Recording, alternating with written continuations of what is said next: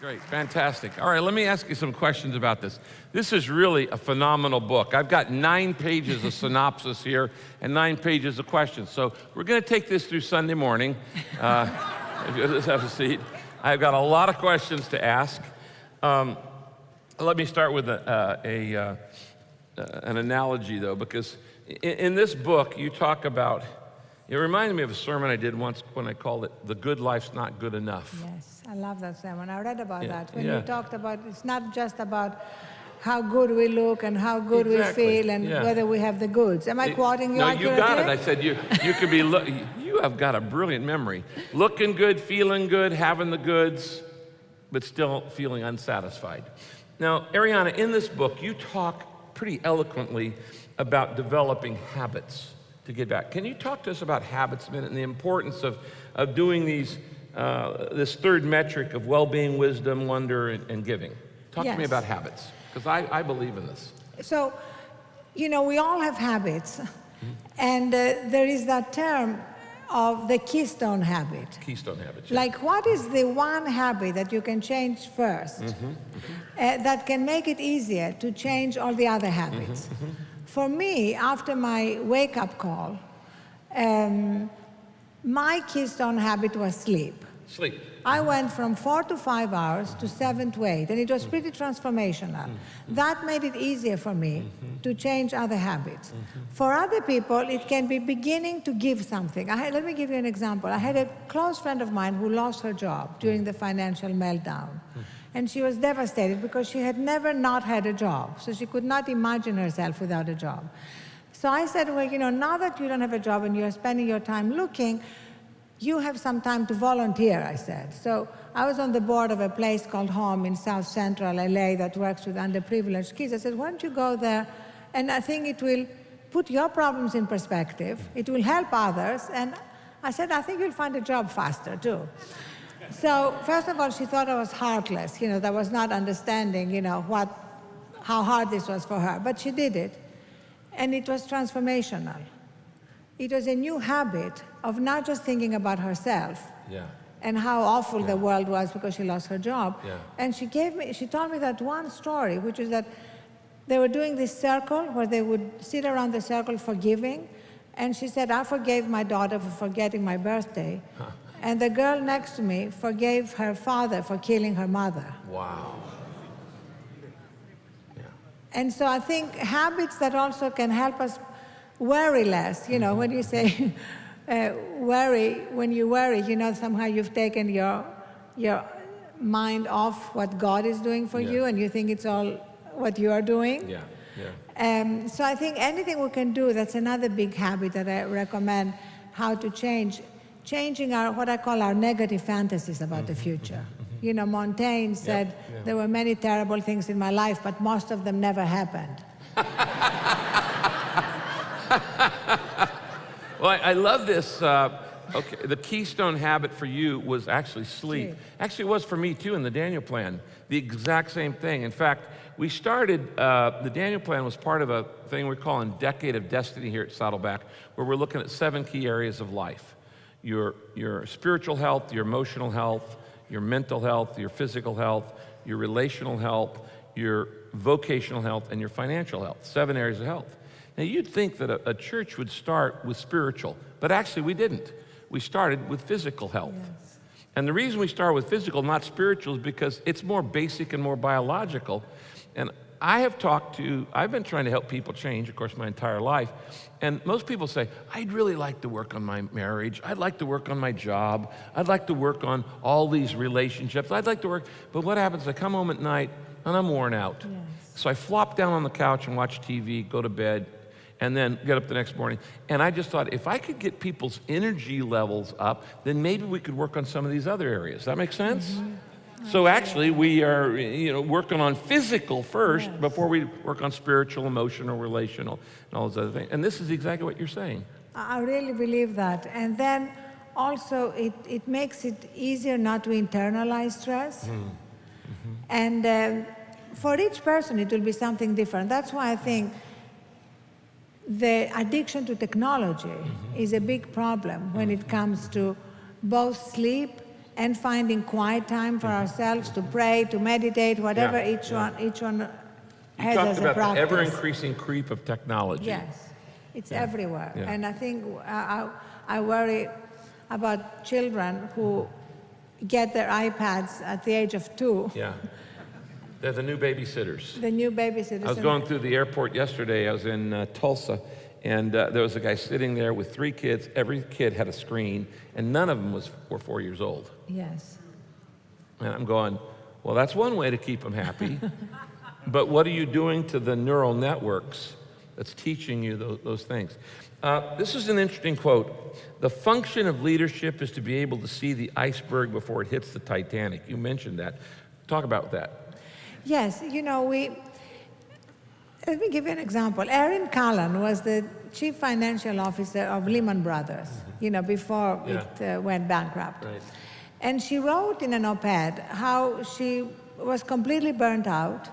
She was working around the clock. She destroyed her marriage, destroyed her relationships. And I thought to myself, the one thing she didn't say is that she also did not see the iceberg about to hit Lehman Brothers. Yeah.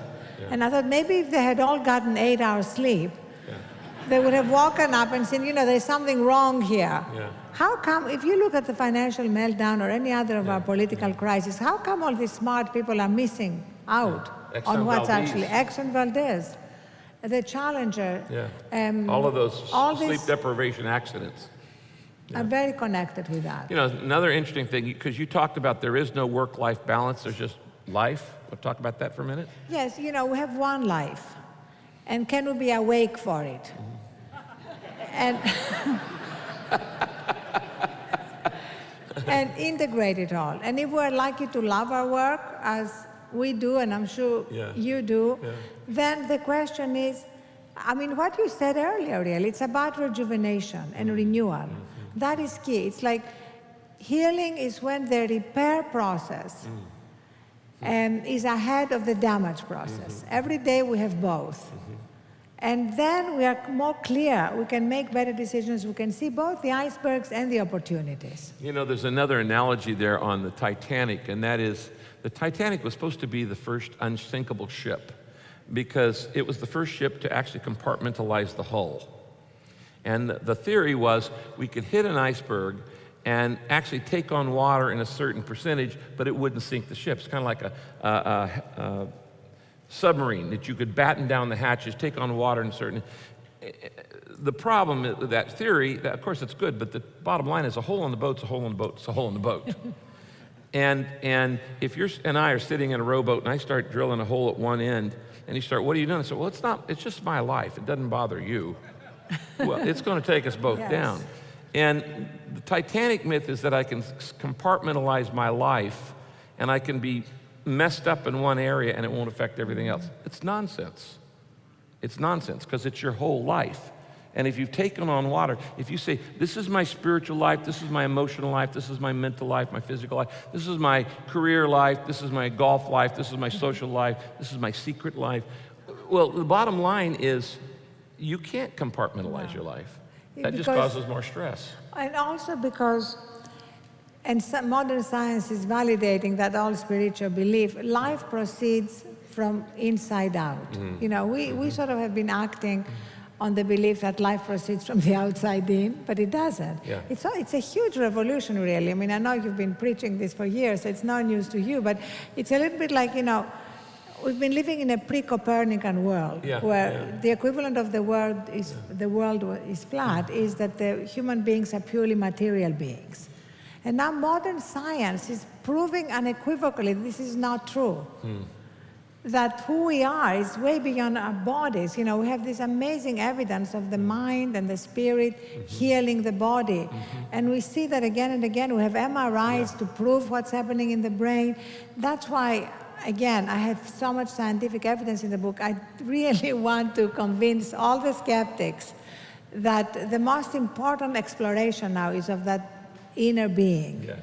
Yeah. I was one time speaking at the TED conference, and somebody asked me, actually it was, I don't remember the guy's name, but, Peter Thiel. And he said, will computers ever need religion? And I said, well, no. But I said, I have no doubt the computers are going to get smarter. They're going to be smarter than us, okay? But the fact is, you're far more than intelligence.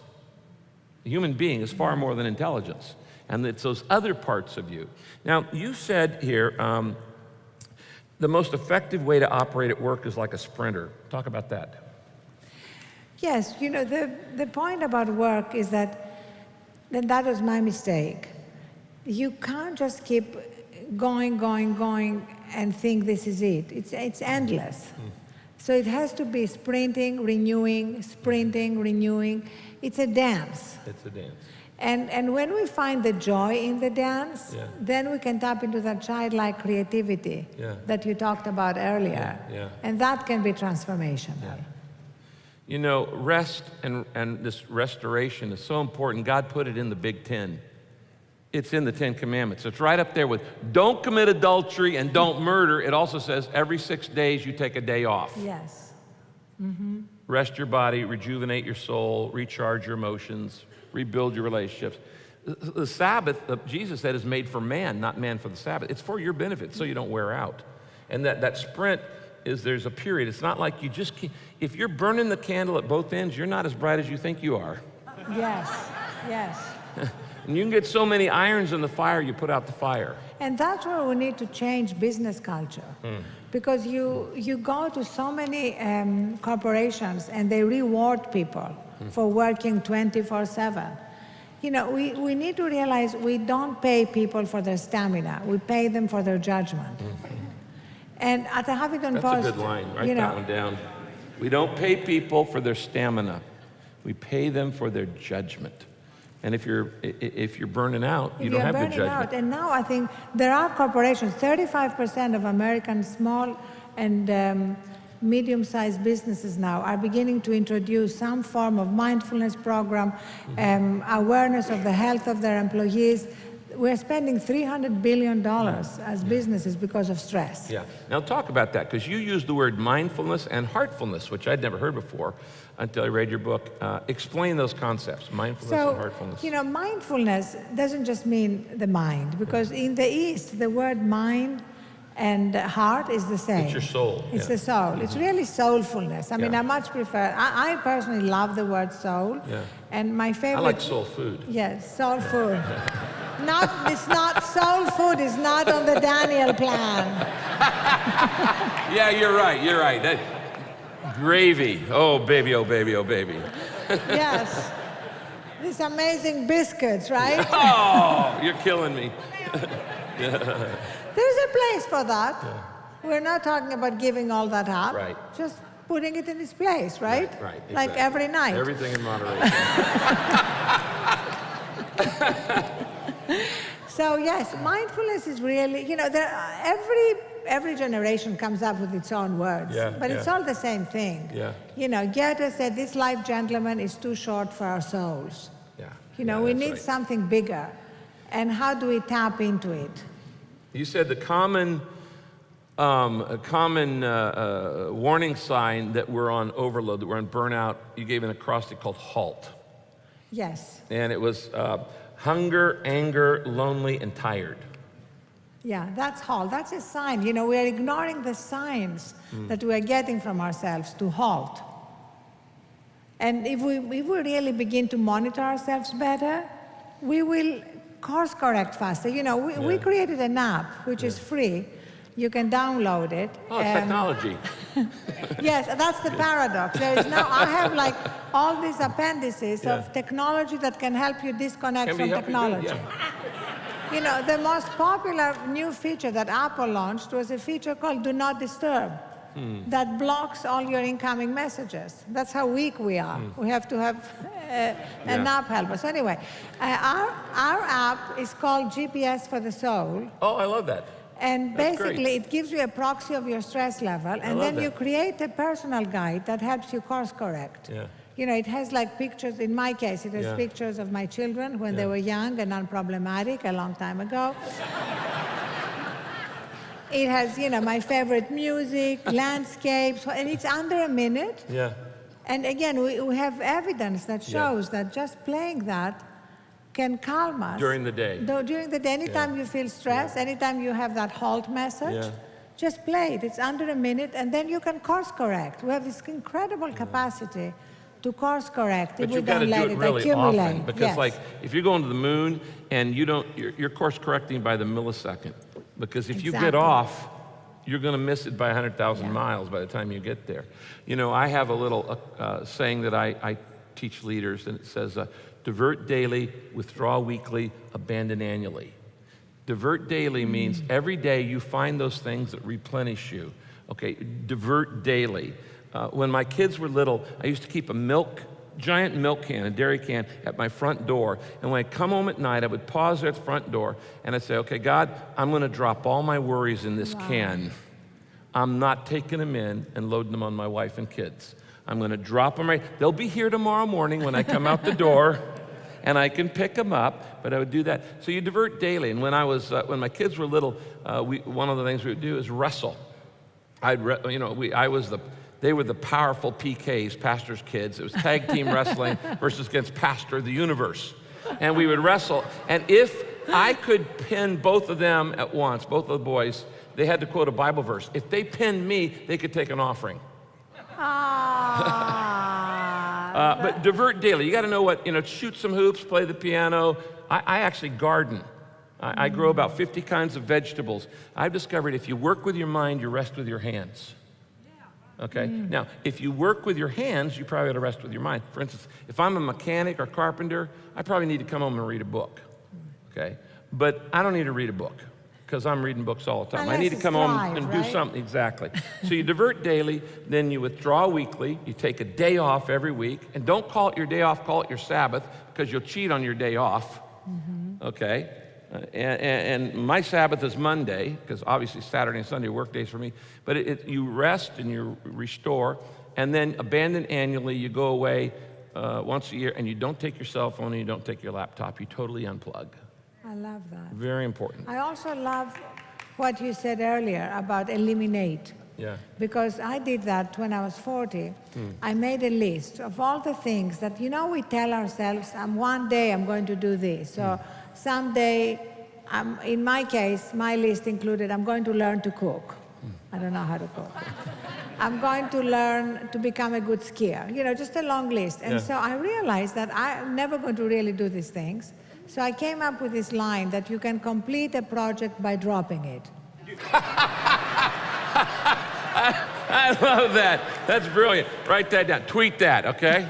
Okay, tweet that. You can complete a project by dropping it. So that's part of what you were talking earlier about eliminate. Right. Yeah. All right, last question. You talked about, we'll let you comment on this, mastering the art of slowing down doesn't happen quickly. Yes. So give these guys some encouragement on this. Yes, this is about being patient with ourselves and compassionate with ourselves. We want to chart a new path forward. We're among the pioneers who want to help the culture chart a new path forward, come forward with new values that, again, have been very ancient. We're not inventing anything, but we are applying it. And for me, the biggest failure of this book would be if people finished it and said, I agree with you, but didn't change anything. I want to see it as a bridge to help us make the changes we want, to lead lives of more significance, more purpose, more joy, and more giving to others. And that's why, I want giving to be a big part of everything I do as the book comes out at the end of the month. That's why I made I made this partnership with Donors Choose. You know Donors Choose, that they work with thousands of underprivileged classrooms across America, and you can go and pick things to give to the teachers that don't have things for their students. And anybody who buys a book gets the full price back to donate to Donors Choose. Because I wanted to really see how can we make giving God knows, you've done reverse tithing. So you are a master of that. But it's such an important part of our lives. And then we feel more abundant. If I can end with that, because that was a big realization for me. That why is it that when we give, it's when we feel the most abundant? And I realize it's because however successful we are, anytime we are going for the next goal, whether it's personal or business, we are operating from a little bit of lack. We are trying to get something we don't have. But when we're giving, no matter how little we have, we are operating from abundance. And that feeling of abundance is really, I think, how God intended us to be, because it feels so wonderful. Yeah.